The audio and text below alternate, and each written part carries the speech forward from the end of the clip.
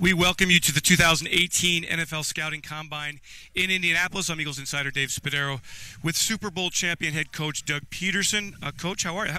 How has it been these last 3 weeks? That'll never get old, Dave. No, never get old. And I guess it could follow me the rest of my life, I guess. But, the last couple of days have been pretty normal. We're back in the office and we're cranking away. The free agency is, about to start here in a couple weeks, and obviously, prepping for these meetings with the players this week and watching the combine and preparing for the draft. So we're kind of back. We're back in it. Football. It's good to be back in the office and doing football stuff. Do you have a sense of how much winning the Super Bowl has changed your life?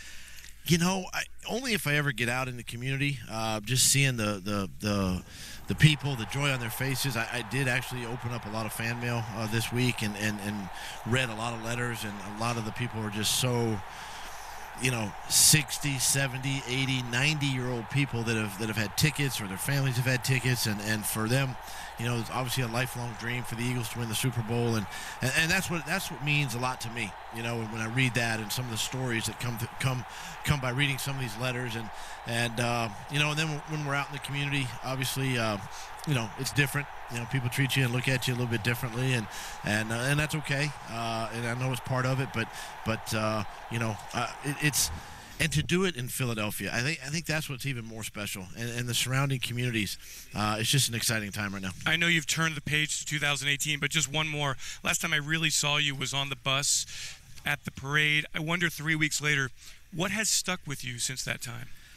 I just think the mass support of people, and again, it's generational. It's little kids to their parents, and maybe a great grandparent somewhere down the road. That's what's been standing out to me. And again, going back and reading some of those letters, and that parade, was pretty special. The confetti's flying, and to see the amount of people, and just to be able to hold that trophy and kind of show it to the fans and them to react the way they did.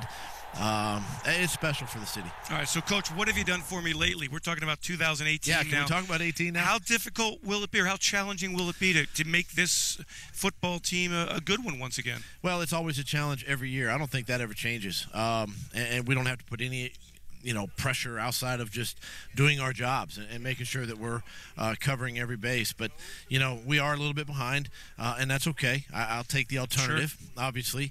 But again, it's Howie, Joe Douglas, and his team, and then the coaching staff just diving in, rolling our sleeves up, going to work. We're not only prepping for combine and the draft, but, we got OTAs coming up too, so we got to get ready for that.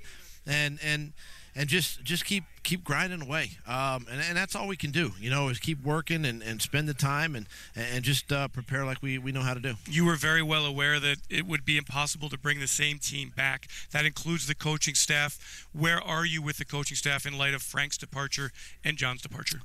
Well, lost two really good coaches, obviously, and I wish them the best in Minnesota and obviously here in Indy. And promoted Mike Rowe and Press Taylor into those positions, and Deuce still the running back coach, but assistant head coach. I think it's a great responsibility and a great step forward for Deuce. And still going through the process with the receiver coach. I've had a couple interviews and going to spend some time just making sure, again, just like I did with Mike, making sure I had the right candidate, the right selection for that position. Because what Mike has done, he set the bar extremely high for that position group.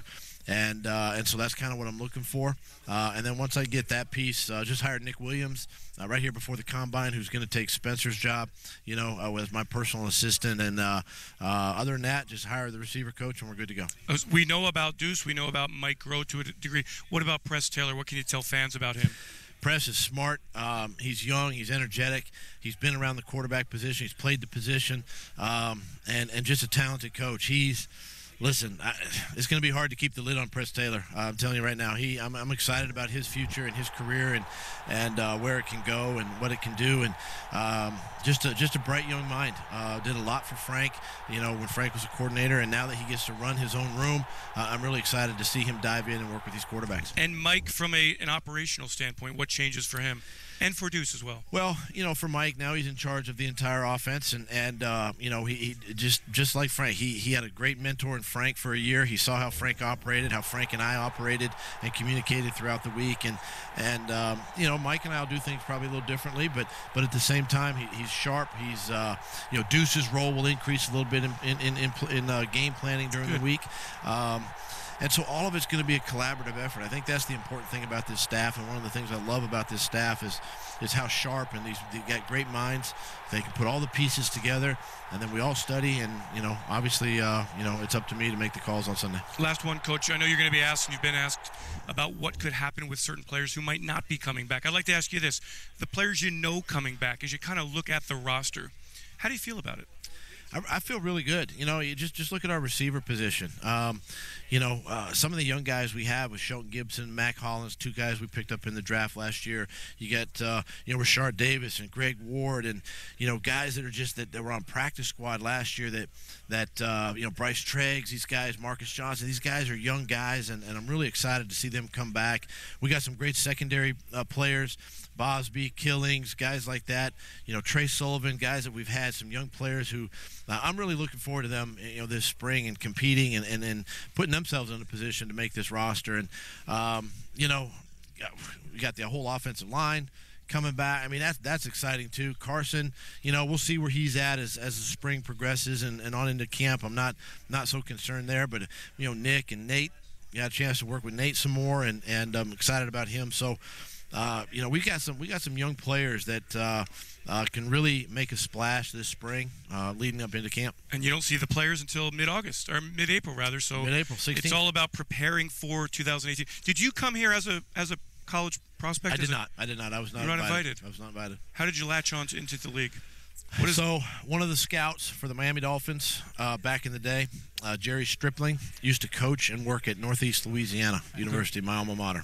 And he was instrumental in recruiting me to Northeast. And then prior to me signing, he took a job with the Dolphins. So he followed my career for the 4 years at Northeast. And then ultimately at the end, he offered me a position to walk on and be a walk-on quarterback in training camp. Many different ways to make it into the NFL. Many different ways. And as we learned this year, many different ways to win the Super Bowl. Super Bowl champion head coach Doug Pederson, thanks so much for joining us. Have a great combine. Thank you, Dave. Appreciate it. Thanks for joining us.